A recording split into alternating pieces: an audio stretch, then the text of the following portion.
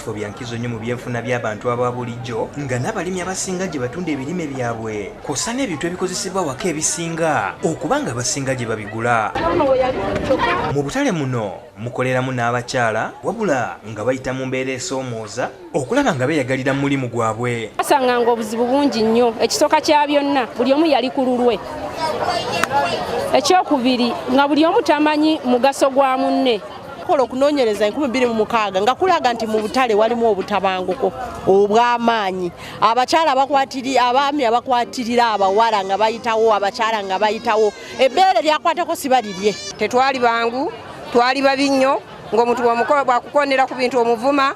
Olw'okusoomooza kuno abakyala ku Kaleerwe bekolamu n'ekibiina okulaba nga batandika okwerwanako era bangi bagamba senga tekyali kino emirimu singa bagisuulawo dda. Nene bagamba nti mujje abakyala balaba ng'enjawulo weeri nnene nnyo, bakyala banyirira, omukyala ayambala bulungi nnyo n'atula ku mudaala gwe kwegamba naawe azze omugulako olaba yakola ki yakyuke. Abakyala bano kati nga bawera 287 bafuna n'ababayambako ne babasomesa ebintu eby'enjawulo naddala mu kwekulaakulanya. Justin Namata nga yakulembera abakyala bano ategeeza nti abakyala kati bekkiririzaamu nnyo tebakyekuumira mabega nga bwe gwali.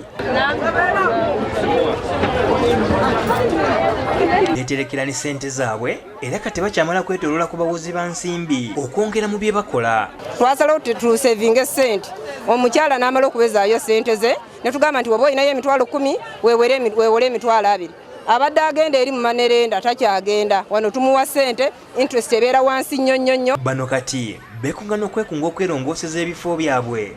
Abayola kasasiro basanga byakuŋŋaanyiziddwa dda. Naye ffe tuvuddeyo olwaleero luno ng'abakyala twekwatiremu nga bamaama ntulaga nti ffe tukolera tulina kukola ki kuyonja, naye gavumenti etutunuulire etulowoozeeko. Bano bwe babadde bayonja ekitundu kyabwe beegatiddwako n'omuyambi wa mmeeya w'e Kawempe Stuart Mulindwa eyategeeza nti akatale k'e Kaleerwe kali ku ttaka lya bwannannyini oluusi nabo ekibakaluubirizaamu nga batuuse okubaako kye bakulaakulanya abasuubuzi. Ensonga y'okulaakulanya akatale kano tukyagala nnyo.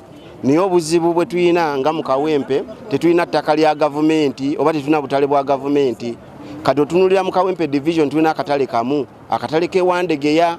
Naye bwe tufuna omuwendo gw'abannakawempe be tulina tebasobola kujja mu katale ako okusinziira gavumenti bwe yakateekateeka. Ebiseera eby'enkuba bikyali bizibu nnyo eri abakyala bano anti abasinga bakola n'abaana baabwe. Naye tukosebwa nnyo ebiseera by'enkuba nga bino, naawe kennyini oba ojja ku mudaala gwo otya okuyingira mu katale ate nga gugo naye olwo omusuubuzi omuguzaze okugulako y'omubalirira otya. Abakumaakuma abakyala bano okwekolamu omulimu aba Institute for Social Transformation batubuulidde bye basinze okussaako essira. Ababalinaanye wali juuzi bali babagobesa abaana mu katale era baavaayo ne bagamba naffe tulina eddembe mutufunire ekifo okutegekera abaana naye tumusobola kutugoba.